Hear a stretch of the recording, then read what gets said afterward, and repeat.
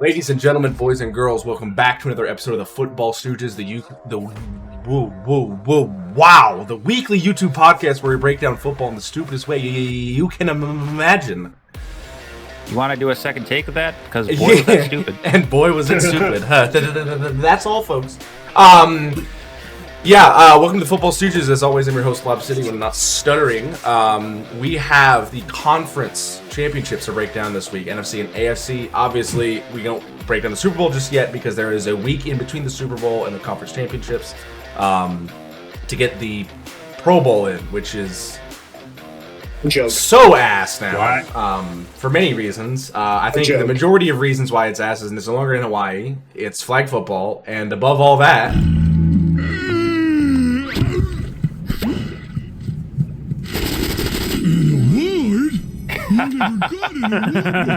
Well, you gotta remember also, so many players are opting out just because they're just done. It's like it's after the season's done. They just want to relax.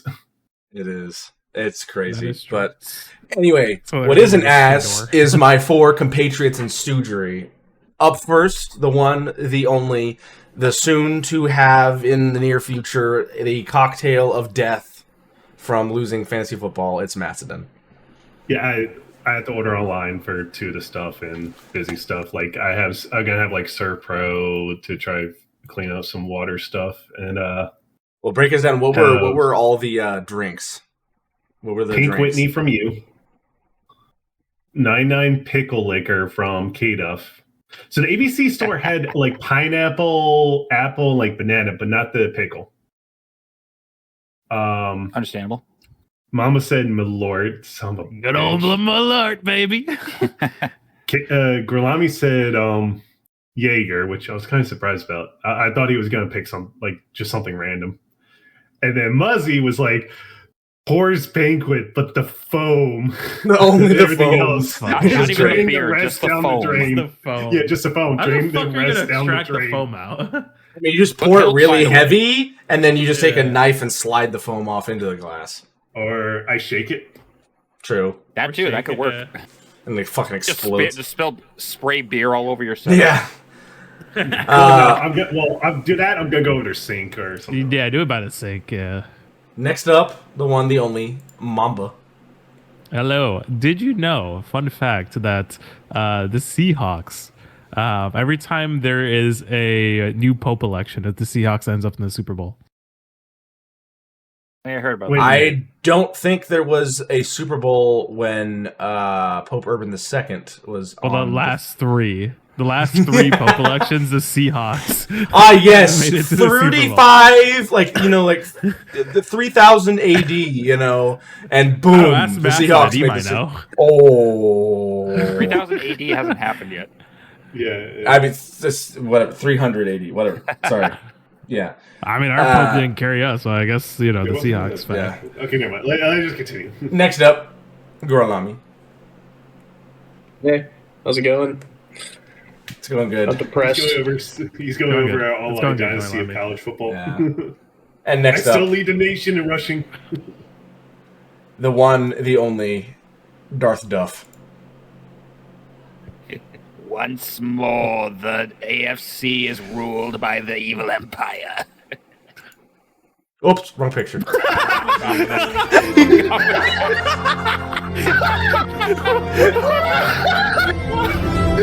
Pause.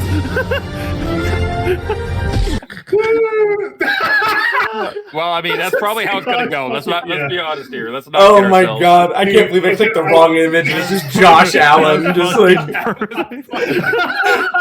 was funny. Perfect. intentional. That works so Oh well. my god. I do. Yeah. Also, there was a Snickers commercial that was pretty funny with Josh Allen.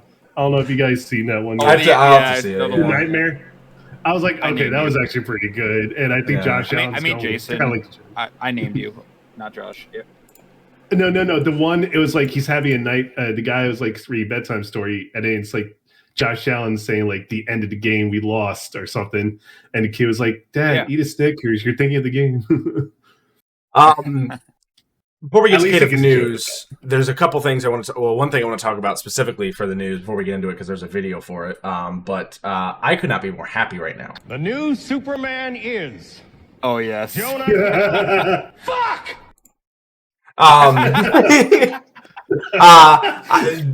God, that was so. When I saw Steelers hiring Mike McCarthy, I mean he's a hometown guy, I get it, but he's also in his later 60s or earlier 60s, and just absolutely ran the Cowboys into the ground. Art Rooney, just because they're from Pittsburgh does not make them qualified. Which Rodgers is still there too, which begs the question, like you couldn't do it this year because of his extended, but last year, why didn't you get rid of McCarthy or Tomlin and throw the book at Kirk Signetti? You want a guy that's from Pittsburgh? Kirk Signetti's not gonna leave IU. But I'm saying the year before, if you would have thrown a bunch of money at him, who knows? But obviously now he's not leaving IU. Now he's Well, that one's kind of hindsight 2020. Like you didn't know what that had happened with any university. But what I'm saying is, if they're going after guys from Pittsburgh, if you had the opportunity before he got extended to throw a ton of money at Kirk Signetti, who was obviously even last year before winning the championship this year, having the ability to say like, hey, like this guy's a good coach. Like we need a new coach. Tomlin's not going to work out. Fire Tomlin. Go and get Signetti. You had an opportunity to throw money at him. But instead, you're waiting, and then Tomlin leaves, and you're like, oh. Instead, you decided to get Tomlin, but white. I just noticed Lob's shirt. That's disrespectful to Tomlin. That is. Maybe a bit. That's disrespectful to Tomlin. Yeah. Tomlin's a lot better than that. But anyway, I was so happy. God, so happy. Mike McCarthy. And then I think the Browns also just hired like the Georgia offensive coordinator. So I can't remember who. Yeah. The only thing I'm worried about. Yeah, I'll get to who. Actually. Yeah, and then kind of funny. The Ravens also hired a Jesse Minter. That one I'm scared about. Jesse Minter is a talented coach. I'll see how he's as a coach. That one could be scary. At work, my FST lead was like, "That's a terrible hire. Did you see Chargers defense?" I'm like, "No, like." He wants Goff gone and wants Shedeur Sanders as quarterback. Got hired as Miami's quarterbacks coach, apparently. Yeah. So I'm like, I was looking at Chargers, like they're top 5 in defense. He's like, oh, I didn't know that. You want Shedeur Sanders as your quarterback instead of Jared Goff. There's your reason. There, you're going full. Like, I kind of wonder what's this. Okay, sorry. It's just one of those things. Like, dude, stop. You're dumbass. Crossover grid. Here we are. All rookie that was a. Eagle? I can't remember if he was. I guess not. Nope. Try. Not Brent. Well, you could probably have Zach Ertz.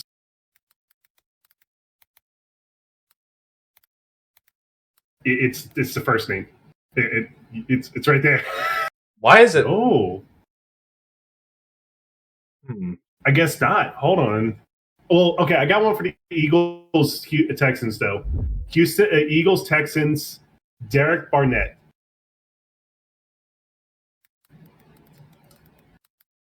Derek. Yeah, I know it's a different spelling, and I think it's 2017, 2026. Okay, there we go. So Zach Ertz and Lane Johnson were never all rookies. I actually have to look up. Saints. I don't know, but Saints, Eagles. Malcolm Jenkins, the safety. Yeah. Yep. Okay. I'm looking at the all rookie team because that one's, I think, kind of rough to try to see.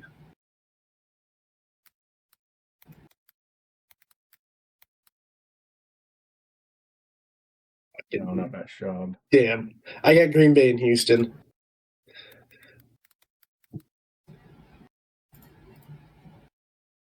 Okay, Green Bay and Houston. Randall Cobb. Yeah.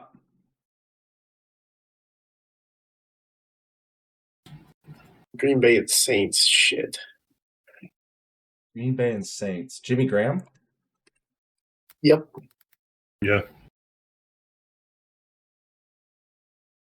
Okay, Green Bay all rookie, Reggie White. No, okay.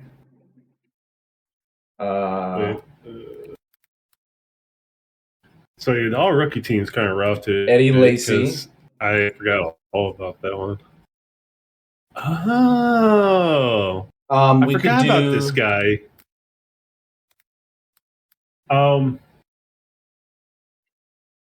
No. For Eagles all rookie, Trent Cole.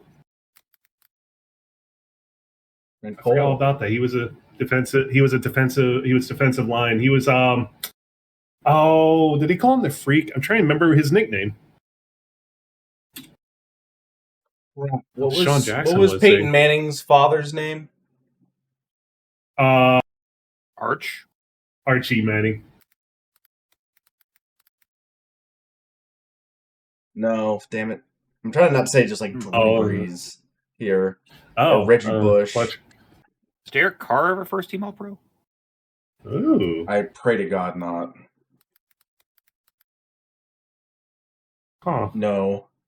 Okay. Not Derek Carr. Michael Thomas. Wait.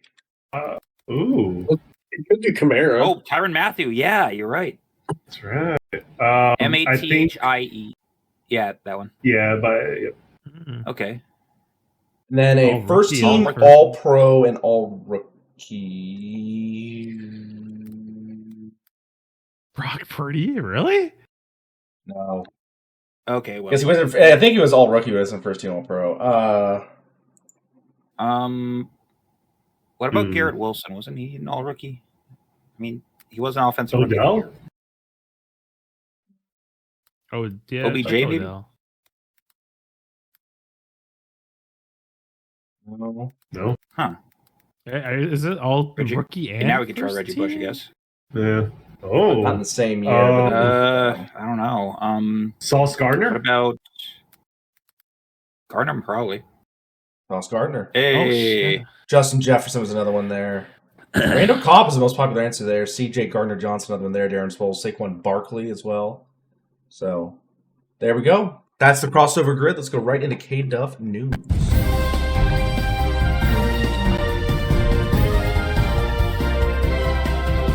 We can laugh at McCarthy again and Steelers. Yeah, we will. But to get through this real quick, injury news.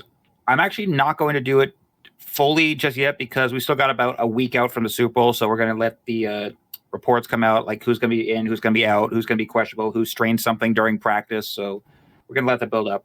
All I can talk about is a couple things. First up, Josh Allen's going to be out for the Pro Bowl. He revealed he had surgery done this week after revealing he played from week 16 through their divisional round loss with a broken bone in his foot. He will be ready for back by OTAs ready by the summer. So good recovery to him. Chiefs quarterback Gardner Minshew, we finally got confirmation on it. It was just turned out to be a bone bruise when everyone thought it was going to be a torn ACL just a week after Patrick Mahomes torn his. So he's already back to full strength. No worries there. And Patriots defensive coordinator Terrell Williams, who has been away from the team basically the entire season for prostate cancer treatment.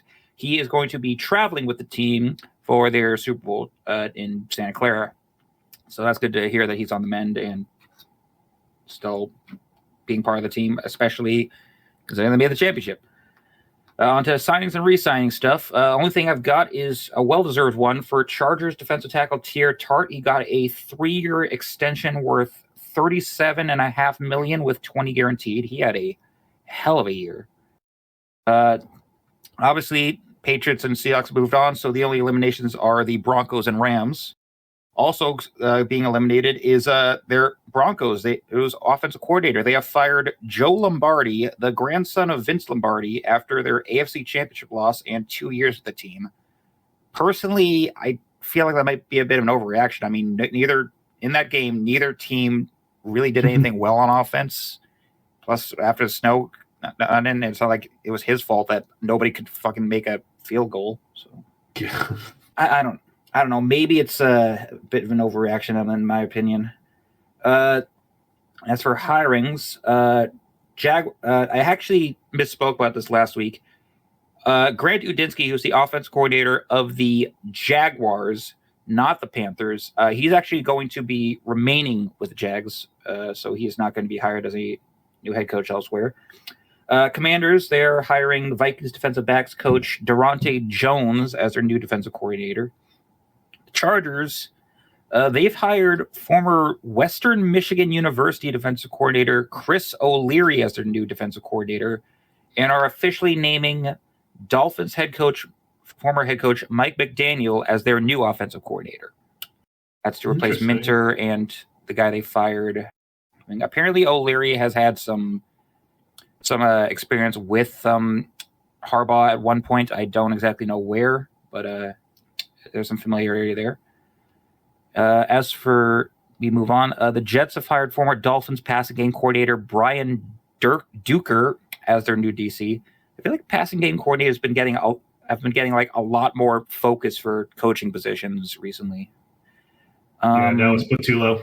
Patullo was he was offense coordinator this past season, but I'm saying he was passing game the year prior.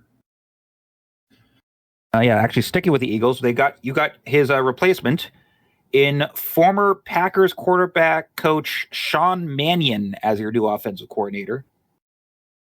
So yet another assistant taken from Gorlami's team.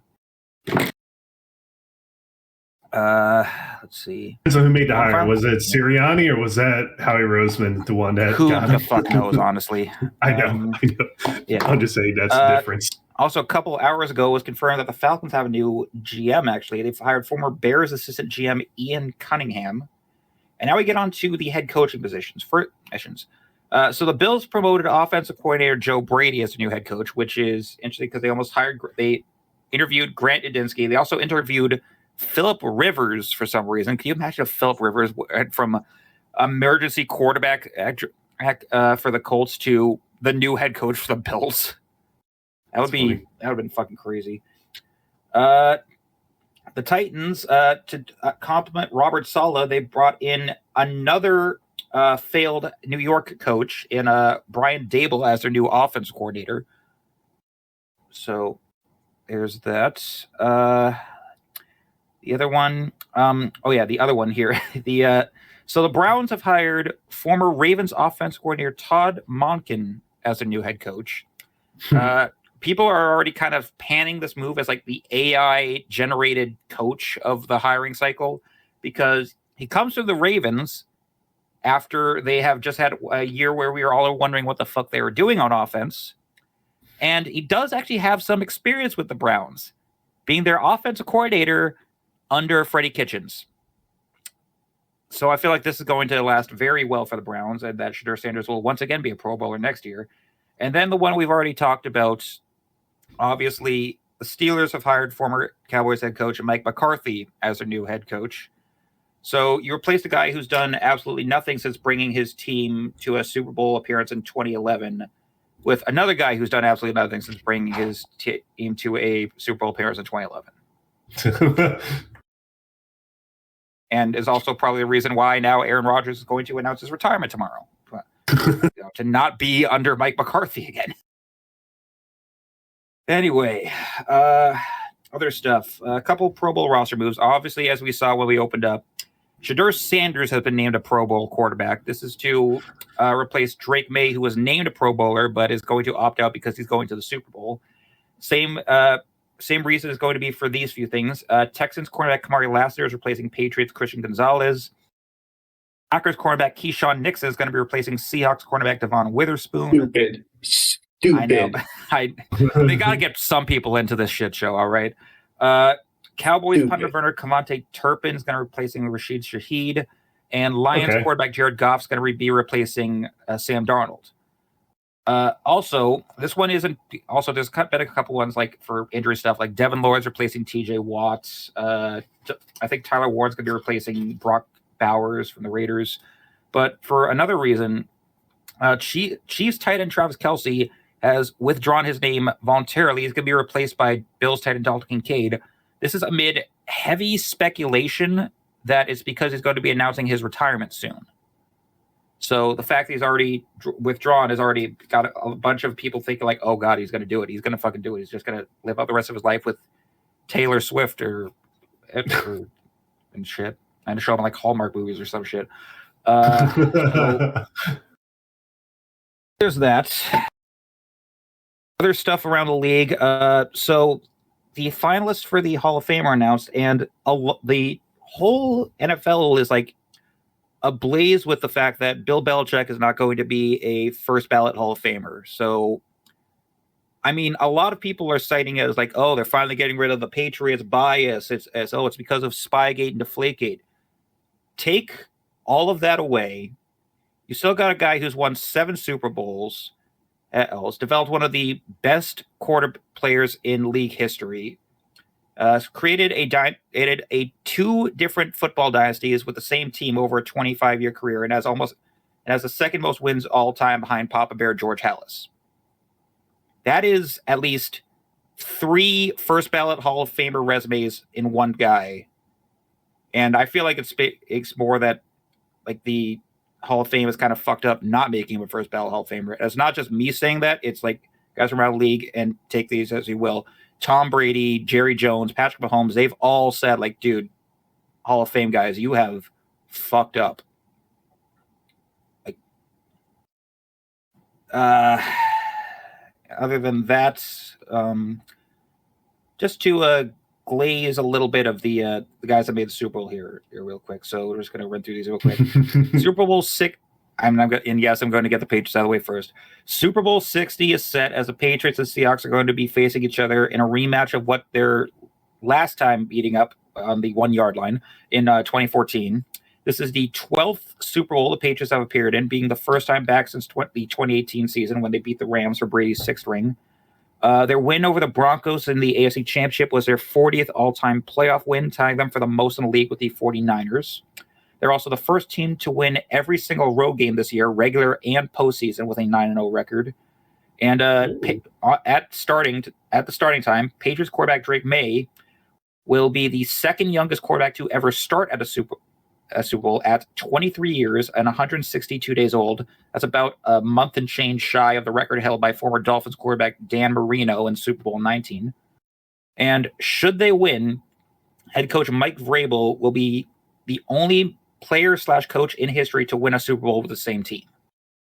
As for the Seahawks, Sam Darnold, as we discussed off camera, he's going to be the first quarterback from the 2018 draft class that includes Baker Mayfield, Josh Allen, and Lamar Jackson to appear in 2 Super Bowls. It'll be the first one he starts in. He was last with the 49ers in 2023 when they lost to the Chiefs. He also hit all 6 of his incentives on his contract this year, granting him a $3 million bonus. Seahawks are now 4-0 all-time in NFC Championship appearances, with all their wins coming at home. And apparently, as Mama said, every time they make it to the Super Bowl, a new pope is selected. So if Pope Leo XIV drops dead at sometime in the next 12 months, they are going to be making it back next year. On that logic. And ending it off, Seahawks wide receiver Cooper Kupp sees the win over his old team in the Rams in the NFC Championship as a bit of poetic justice. Have made reports that came out this week that the Rams urged him to retire before cutting him in the preseason, which basically tanked his free agency stock. Also, apparently following a drop before halftime, Seahawks and Rams coaches observing from the coach's booth got into a scuffle in an elevator over a joke one Rams staffer made about Kupp making that drop. But he won and his team won, and they got the last laugh in that. So good luck, Seahawks. Good luck, Patriots. That's all I got. And Jared Stidham has more playing time in the conference championship than Dak Prescott. That's crazy. That is also a pretty crazy fact, actually. I didn't even know. Because I didn't even think of that, actually. Dak has never made it to a conference championship yet. The Cowboys either lost in divisional or wild card. Yeah, that's true. Thank you, Jerry. Yeah. So, this game was started off kind of cold weather, ended in a blizzard. Also, no Bo Nix, so Jared Stidham had to play for the Broncos. I know I'm a starting quarterback in this league. I have zero doubts about that. Oh, that was actually the video. I thought you paused it. Like the fact that almost got called a drop pass actually made my blood boil. Thank God they reversed it. This was a 10-7 game, partially because of the prowess of the Broncos defense and the inability of their offense because of Nobo Knicks, and also the fucking weather. As you can see how it's looking right now, this is this first quarter. Let me just quickly jump somewhere in like the fourth quarter. It got bad. Really bad.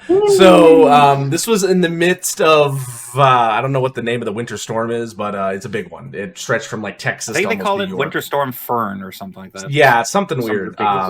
Yeah. It ranged the entire U.S. Like, there's still ramifications this week. There's still snow on the ground where I'm at in Indiana. My wife has only worked one day. I got like in 2 school. feet in my area. It's still really cold. Yeah, it's cold. Trees were exploding in Wisconsin, Minnesota, and the Dakotas. So it was cold. Also, both offenses were just fucking cold. 10-7 was the final score. Drake May 10 for 21 for 86 yards, no touchdowns, no picks, 5 sacks. Ramondre Stevenson 25 for 71 on the ground, and Matt Collins, lead receiver, 2 for 51. Stidham for the Broncos, 17 for 31 for 133, 1 touchdown, 1 game-ending pick, and 3 sacks. Lead rusher RJ Harvey 13 for 37, and Marvin Mims 4 for 62 receiving. The touchdowns in the game were scored by a pass from Stidham to Sutton. And then on the Patriots side of things, I believe it was a pick 6, or was it a fumble return? It was a little weird. So if we could find the play, I think it happened like late first, early second. I think it might be on this drive. Okay, a little bit before that. So before we have possession here. Yeah. So here it is. So here's what happens, right? So you see there, Ellis hits the ball, knocks it out of Stidham's hand. Ponder picks it up and runs it in for a touchdown. Originally, it was called a forward pass, despite the fact you can see here it's a pump fake, and then it gets knocked out. So there was a little bit of a back and forth with referees about that, and I swear to God, I was literally going to start calling a ref ball if they called that a forward pass, and that. So while the touchdown didn't count, we did end up getting a run in from Drake May to the very next play once it confirmed it was the Patriot touchdown ball. didn't count? Because that they was were blowing a the whistle. Because they were blowing the whistle. Because they blew the whistle. Was blown like right after Ponder picked it up. So that is so dumb.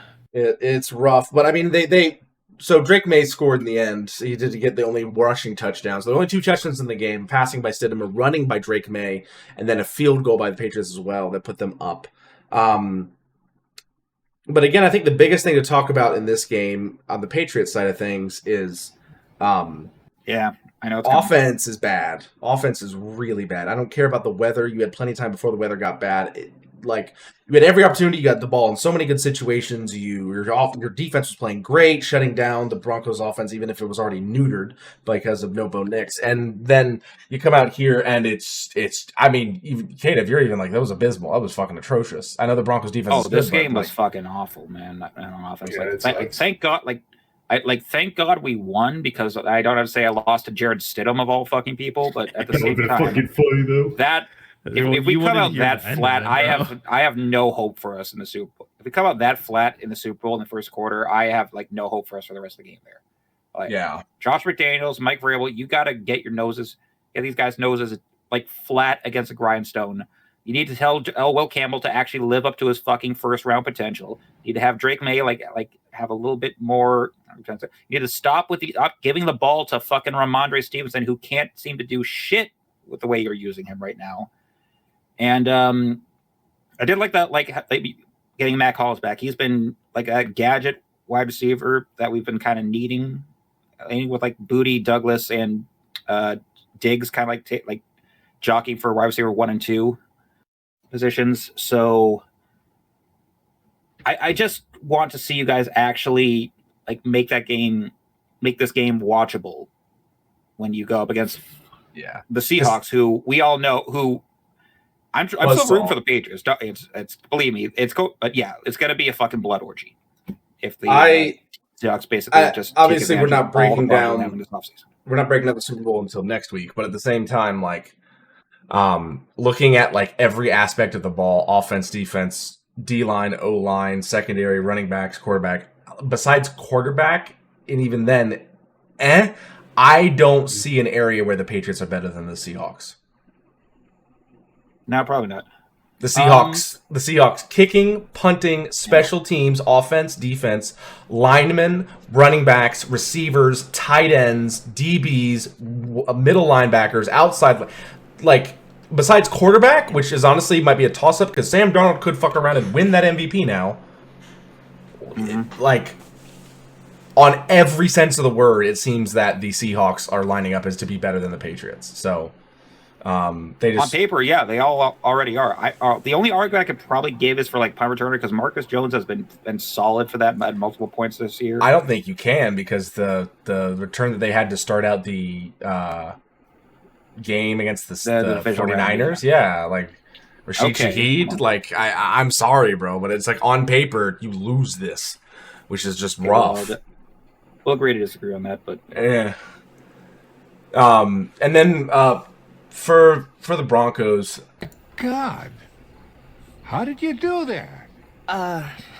It's easier than it looks.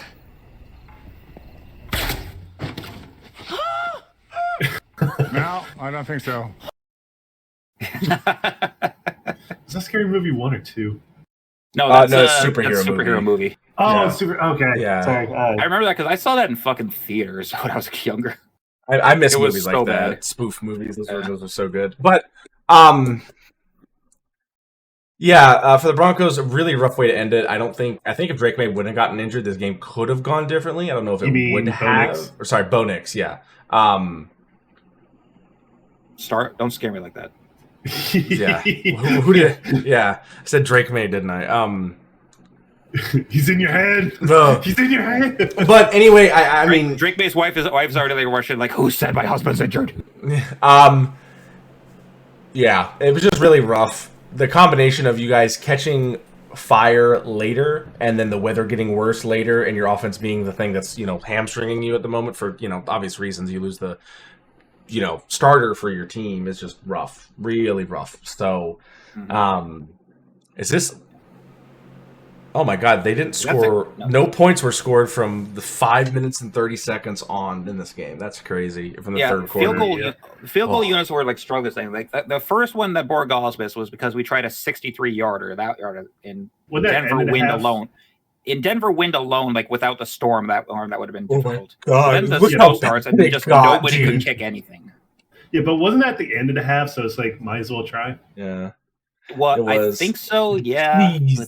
But hey, gotta hand out snow football in the playoffs. Cinema, absolute cinema. Still, usually, despite the fact nobody could like do anything here. Yes. Yeah. And then also here, the game-winning interception here by Gonzalez. Broncos were driving. They had everything set up for them. Deep pass, underthrown, picked, and there was only 2 minutes 11 seconds left. The Patriots were able to get enough. Floater. Yeah, all the Patriots had to do was beat the 2 minute warning and one Broncos timeout, and they won the game. So Patriots going to the Super Bowl, and it was on a Drake May run that was completely undesigned. Josh McDaniels didn't tell him to do it. Vrabel didn't do it. He just did that himself. Yeah. Alrighty. NFC Championship. And for the game that actually felt like the Super Bowl game, actual game. Yeah. I'm a Patriots fan, and I'm agreeing with that. Rams, Seahawks, 27-31 the final score. The Seahawks get the win at home in front of the 12th man, who was a massive factor in this game. Matthew Stafford for the Rams, 22 for 35 for 374, 3 touchdowns, no picks, 1 sack. Lead rusher Blake Corum, 9 for 55, and Puka Nacua, 9 receptions, 165 yards, and a touchdown. Darnold, 25 for 36 for 346 and 3 touchdowns, no interceptions, 3 sacks. Kenneth Walker III, 19 carries, 62 yards, and a touchdown. And JSN, 10 receptions, 153 yards, 1 touchdown, lead receiver. This was a juggernaut battle. No one could guard Nacua. No one could guard JSN. Darnold and Stafford both threw for 3 touchdowns and over 340 yards. This was just an absolute juggernaut battle, and it was really anyone's game until the Seahawks were able to push out and get the victory. honestly, I think they started the game a lot better. They scored 10 points in the first while the Rams only scored 3, and the Rams were just playing catch up the rest of the game, and Seahawks were able to just continue to hold the advantage. So I didn't expect Seahawks Patriots Super Bowl this year. This was a really out of the blue, a weird NFL season, and two teams I don't know if many people expected getting to the Super Bowl got there. Weird is an understatement to describe this season, man. Like, it started out with a fucking like ejection, people spitting on each other. Other teams that sucked turn out to be like championship contenders and enders in reverse, vice versa. Like, this is a final like playoff that had no Ravens, no Bengals, no Chiefs. And, like, everything was just going fucking topsy-turvy with this fucking season, man. It is the scriptwriters were smoking all the drugs. Yeah. It is weird to say, though, that only the 3 only thing teams... they kept true is that it's not the Bills' year. I think, though, Very the thing true. is that, like, I think in the past, like, 15 or 16 years, 3 teams have won the AFC Championship. It's been the Patriots, the Chiefs, and the Bengals. That's it. Yes. Which is... For the past 5, it's been like Patriots, Chiefs, or either of the two. Actually, past 6, yes. And It's then past 6. and then 1 year being Bengals. Yeah. Right. Shout out. I mean, this just seemed like, again, Seahawks got up early and the Rams were playing catch-up. And that was the biggest factor, at least on the field. In the stadium, however, I will say that I've not seen an NFL game where the crowd made such a big impact until this game. There were a lot of timeouts taken early and false starts and miscues and communication problems that the Rams had because of the loudness, the volume, the decibel level of these Seahawks fans. And it did a lot. Seahawks fans have been historically like that. There have been times where you can actually catch like refs like threatening that they're going to grant like a interference like penalty on the Seahawks as a whole for like what the fans are like screaming too loud for the other team, like their coaches or players can't hear each other. Mm-hmm. But yeah, great season for the Rams, honestly. I don't think many people expected this level of success, but Matthew Stafford's MVP conversations, Puka Nakuma's wide receiver 1 in the league. You have a good 2-back system going. Kieran Williams has really developed well, and Blake Corum is starting to become better and better.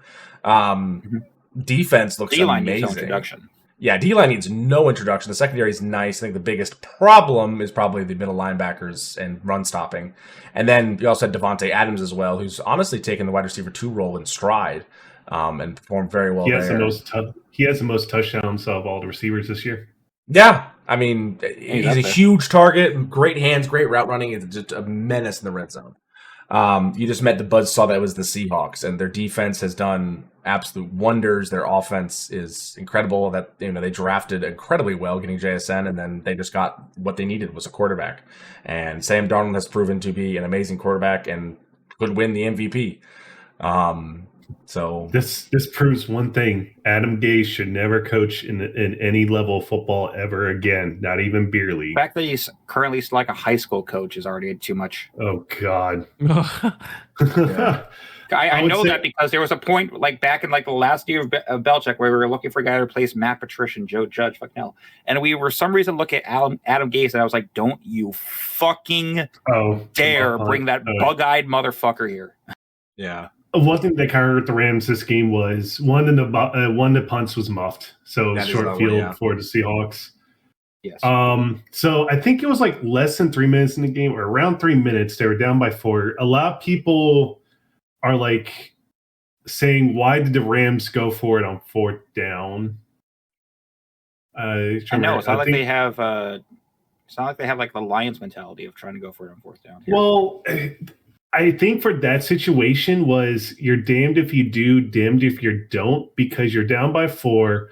Was your defense stopping the Seahawks? Like if you kick a field goal, you're still down by 1. What were you gonna stop that Seahawks offense? If you score a touchdown, like if they kick a field goal, like it'll be tied and see how much time be left. I think that one's like I don't know, like. Damned if you do, damned if you don't. It was essentially like your team is like trying to make it to the Super Bowl. It's like you said, do or die moment.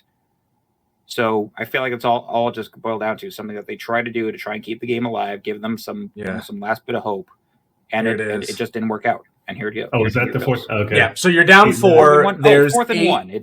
There's also 8 minutes and 16 seconds left. So there's some time. Honestly, I don't think a field goal here would be a bad idea, but it is 4th and 1. I just don't understand why you don't at least run an RPO here. You have a lot of really good receivers like Devontae Adams that's really good in space. You could run some kind of a inside zone here, RPO with Devontae Adams here to see how these guys react or he reacts to that play. Maybe a quick out with like a big tight end and then have these guys run some kind of crossing pattern just to see, like, try to really put one guy in a bad spot to see if you can take advantage of that and just get a yard. I know the Seahawks aren't the most, like, run downhill kind of team tush-push-wise, but I think with Kieran Williams or Blake Corum, you could go with that. But instead, they drop back into shotgun here. They do have an outlet here, which would have been a great option. Stafford, for some reason, doesn't throw it because he thinks he can run it here and then just gets absolutely blown up. No, it was 4th and 1, so it looks like he got it then. Yeah, he got that one, yeah. Oh, okay. I thought this was... This was the other 4th and 4. Sorry, I got them flipped up. So yeah, the 4th and 4. How much time? Because how much time left on this one? Exactly 5 minutes. So this one is a straight drop back, double coverage here, single coverage on Devontae Adams. You got more coverage down here. You also got a defensive lineman that's dropped back into kind of a flat coverage in the center. Did I see a flag fly there at 1.2? Don't believe so. I didn't see any. It might have just been a cleat because I know they're wearing yellow shoes. At least someone is. Yeah, it's just the yellow shoes. And then thrown to the back of the end zone, amazing coverage, and broken up. And Whitehead's getting, like, Witherspoon's getting like a... I don't know why you're complaining about that. No flag was called. I guess he was thinking that he was going to... He got the Tony penalty before that led the Rams to get a touchdown for him to be down by 4. Like, that was and that was stupid. If the Seahawks lost this game, Woolen would be cut the next day for that, honestly. Oh, yeah. I feel like Seahawks would be rioting in the streets if he wasn't. And he was covering Puka when Puka caught that touchdown, too. So it's like... Yeah. The craziest thing about this, I think, is that this loss hurts the Rams and Vikings horribly because Cooper Kupp was like, hey, you should retire. No, goes to the Rams, or goes to the Seahawks, your division rival, and is now in the Super Bowl, and they beat you. And then the Vikings... you might have literally just let a MVP caliber quarterback walk, or at least a Super Bowl champion quarterback, we'll see, walk from your team. And the problem you had all year with your team was quarterback. So, yikes, Minnesota. I'll be honest, if we see Darnold holding the Lombardi on February 8th, I would not be surprised if the Vikings fire their general manager the next day. Yeah. If Sam Darnold wins the Super Bowl and Super Bowl MVP, please do wellness checks on your friends in Minnesota. It's not going to be great. That's just a rough situation. Real rough situation. And we're talking about the Darnold situation, not whatever. Yeah, that got blown up. Like, fucking I was wondering Walter Fisk in there, fucking kingpin. Jesus. Because I was like, why did Darnold hold it? Like, why couldn't he just hand it off? Because they missed blocking assignment. I think he saw it coming to and tried to like see if he could get out of the way and just completely did have that Geno Smith, Aaron Donald moment. Oh fuck. Yes. Oh my god. Yeah. But yeah. This is the like greatest Seahawk offense I've seen in my life. The Legion of Boom era had a really good offense as well, but like goodness gracious, JSN is untouchable. Yeah. Oh my god. Mm-hmm. I think there was some thing saying like this defense, Seahawks defense, is called Legion of Doom. The current one? The current one. I feel like they're good, but they're not that good that they need a name yet. You know? Maybe. But they're top 5 though. If I remember seeing like some stats change say that. But when you name a defense, it's like the Purple People Eaters, the Legion of Doom, or the Boom, Steel Curtain, the Steel Curtain. Legion of Boom is still a thing. I'm not seeing Legion of Doom anywhere. Yeah, I don't think they should be named until they get a little bit more generational. I think the offense is the strength of this. That's no disrespect to their defense, but the fact that you have the names I think of when I think of like the Seahawks defense, like the main ones are like you got Devon Witherspoon, you got Tariq Woolen, you've got Kelvin Banks, the defensive tackle. I don't really think I can think of like any other like big name, like big names on the Seahawks, like starting 11 for their defense. Kobe Bryant. But he's the other Kobe Bryant. The other COBE. Yeah, dude. I think also coaching, Mike McDaniel was a great defensive coordinator. Mike McDonald was a great defense coordinator with the Ravens, and then you see how he's doing now as head coach. And the University of Michigan.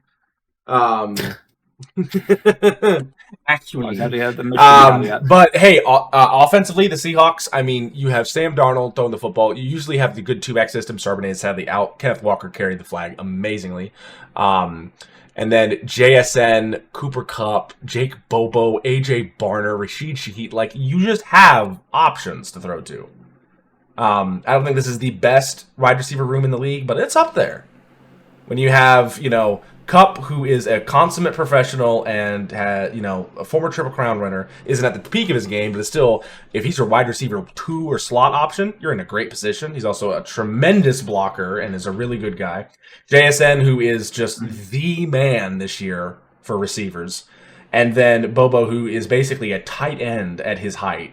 Not to mention AJ Barner, who is a just Swiss Army knife tight end. Block, catch, run after catch, break tackles. He can do it all. You just have so many weapons. All they needed, again, was, I think, a quarterback. And they found it.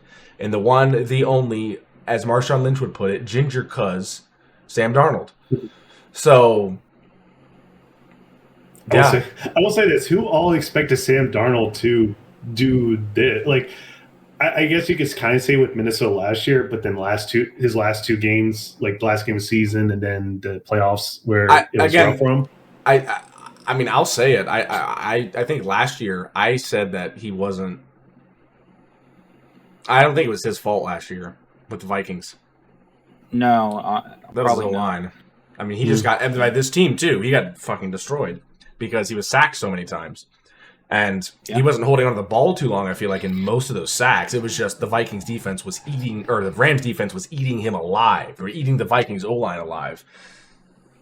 He just has the opportunity to, do whatever he needs to do to win the game, and he tries to do it, and he wasn't able to do it with the Vikings. He was able to do it here. I mean, he played neck and neck, stats almost the exact same as Stafford, right?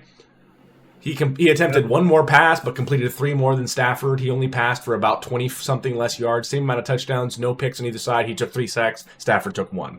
So, yeah. Well, that was right in front of the ref, Will, and that's a smart move. Richard Sherman alive and well. This game was a Super Bowl. Yeah. We'll talk about the matchup more next week, but this is just our conference breakdown, and I think that's a breakdown enough for us there. That's really all we got. Shorter episode, but again, 2 games of breakdown. That's it. We are not talking... Because the only reason I just bring this up, because it's going to be airing when we record next week. Do we want to talk about the NFL Honor stuff, or...? I think we'll talk about it when it actually airs. I mean... Okay. Well, we could talk about the odds. Who's on the list? Let's talk about maybe the finalists. Yeah, that's a good idea. I got a link. Oh,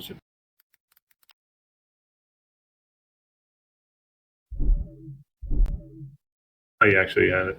Sweet. Good idea, Kato. All right. So, most valuable player of the year is the MVP. Josh Allen, Trevor Lawrence, Drake May, Christian McCaffrey, and Matthew Stafford. So, no Sam Darnold on that, which I find a little rough, but interesting. I feel like it's probably between Drake May and Matthew Stafford. McCaffrey had a great year. Didn't jump off the page sometimes at you. Trevor Lawrence started out rough, and Josh Allen ended rough. Even despite injury, sadly, as we figured out. But it's either Drake May or Matthew Stafford. I lean towards Drake May. I think Matthew Stafford. I think Stafford takes it. Really? Also, Well, love, depending love on you. how the Super Bowl goes. Well, this is going to be airing before the Super Bowl. Oh, Yeah. The Thursday shit. before Never Super Bowl. mind. Yeah. Also, Lob, you tried to say something about like Stafford never won an MVP. No, I know. I know that. actually. Oh, okay. We said voter fatigue one time. I feel like Stafford's gonna win it. He's had I said in a way because he's older and Drake May's a Okay. newer like player. People aren't used to Oh, seeing Drake May kind okay. of a thing. Stafford had an insane year, like especially for his age too. True. And like recency bias could put it on him because May has really just like walked to the Super Bowl without doing much. Yeah, I'm gonna root for May to get it, but I wouldn't be like totally crushed if Stafford gets it. It's not gonna be like, because it makes sense. It's not gonna be like Kevin Stefanski getting Coach of the Year like a year ago. Like what the fuck? Yeah. I I can see either or. I really don't know. Yeah. This one isn't a question. Defensive Player of the Year, it's Myles Garrett. Broke the sack record. There's no fucking question. I don't need. Why is Micah Parsons even on here? Offensive Player of the Year. This is probably someone who should have won the MVP, but doesn't. I do think it's JSN here. Drake May is probably going to win Drake May is probably going to win that. Chris McCaffrey, no. Puka Nacua, maybe. Bijan Robinson, no. JSN, I feel like, is going to win that. I think he's just been absolutely phenomenal. The number one option for Darnold in Seattle. Yeah. As for rookie offensive of the year, you got Jackson Dart, Emeka Ibuka, Trevion Henderson. Well, I don't know why he's on there, honestly. He had an okay year. I wouldn't say it's like rookie of the year level. Ted McMillan, though, that's my pick personally over Tyler Shuck as well. Like he has been like that wide receiver one, like immediately all the page of the Panthers have been needing. Dart's had an okay stuff, but he kept getting banged up. Like Buka was okay. Henderson stymied because it kept going between him and Stevenson, and Shuck didn't really show up until like mid-season, but that was serviceable. I wouldn't say offensive rookie of the year serviceable, but that's my take on it. I would take Ibuka, honestly. Yeah. I feel like his numbers jumped off the page a little bit more, and he was very good early. So he got injured mid-season. Ted Also, McMillan actually played the whole season. Is JSN a rookie? No, he's not. No. Okay. JSN's not a rookie. Yeah. I thought he He's was. like this is his third. It's like third year, I thought. I think third or fourth. Jeez. Okay, but yeah, I would take Ibuka. I feel like in this one, or McMillan, but I feel like Ibuka might get it.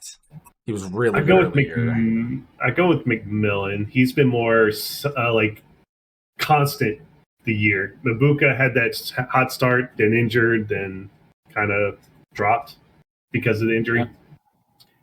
Now, defensive rookie of the year, we This got one's Abdul tough. Carter, Nick Manwari, James Pierce Jr., Carson Schweissinger, who's been quietly good for the Browns, and Xavier Watts, new safety from the Falcons. This one, I honestly couldn't really tell you. A lot of people are saying Schweissinger is the clear favorite here. Manwari is like also jockeying for that. The rest, I could not tell you.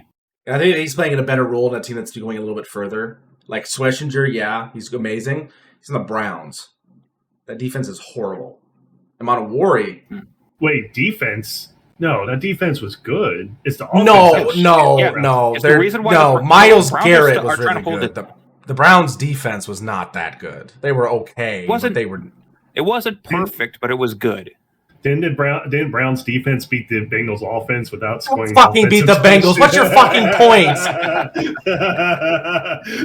They also beat the Packers.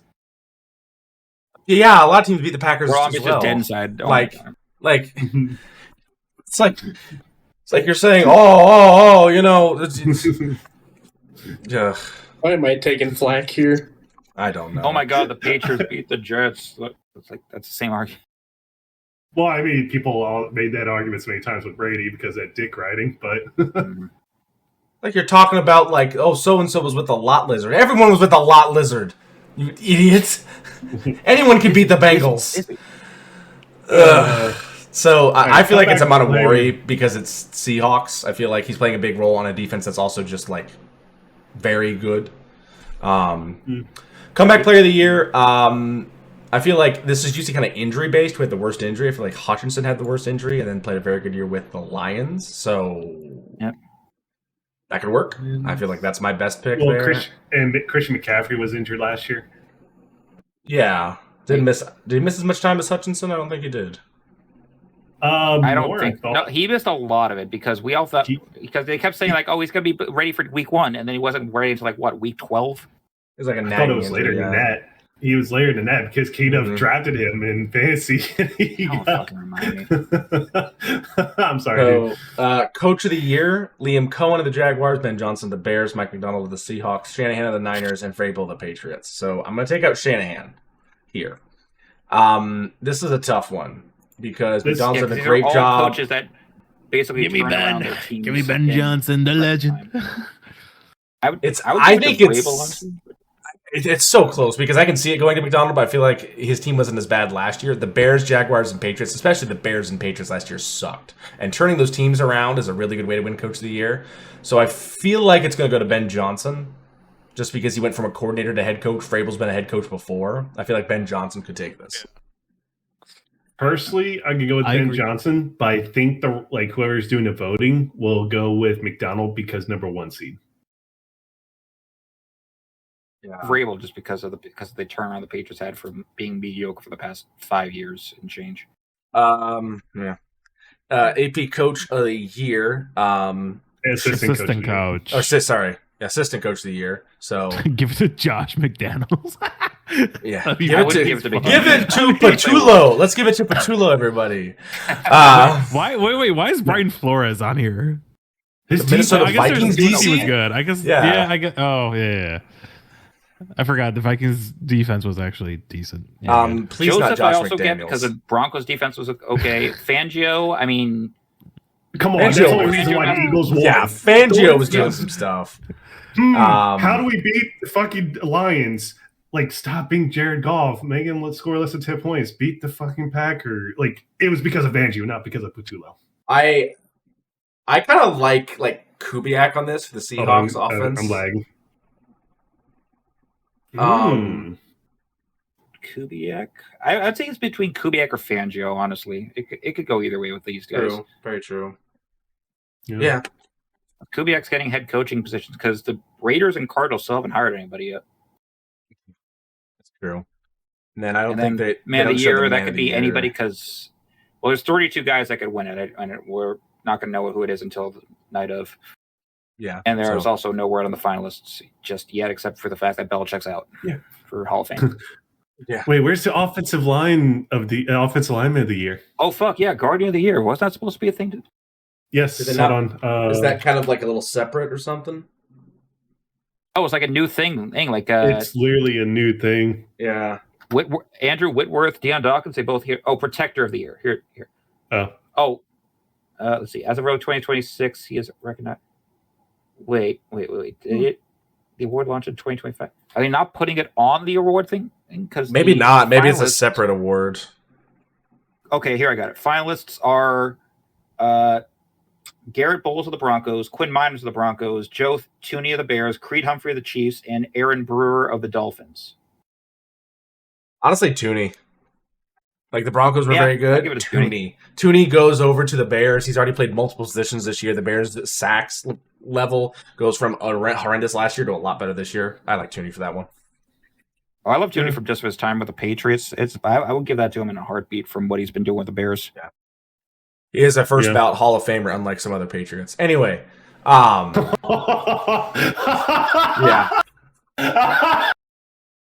Sorry, that was actually pretty good. Yeah. That honestly wraps us up. Oh, yeah. No, we'll talk about that when we actually do predictions. So we'll talk about that next week. That is our conference recap. So get ready for the Super Bowl. Enjoy it as it's coming up, all the festivities. Enjoy the Pro Bowl if you want. It's fucking, but Super Bowl is on its way. Next week we will have a preparation show for everything that we think you will need to be ready for, what we're looking for, our predictions, what we think is going to happen, how many points the Seahawks are going to win by. Please don't jinx it. Please don't jinx it. Enjoy football. There's only one game left, but hey, UFL is right around the corner. So, and hockey. True. Hockey's already going. But anyway, enjoy football, enjoy life, stay warm in this cold weather and out of the snow. And most importantly, run the damn ball. Have a good night. Shout out to Grossi Posse. Congrats on 1 million.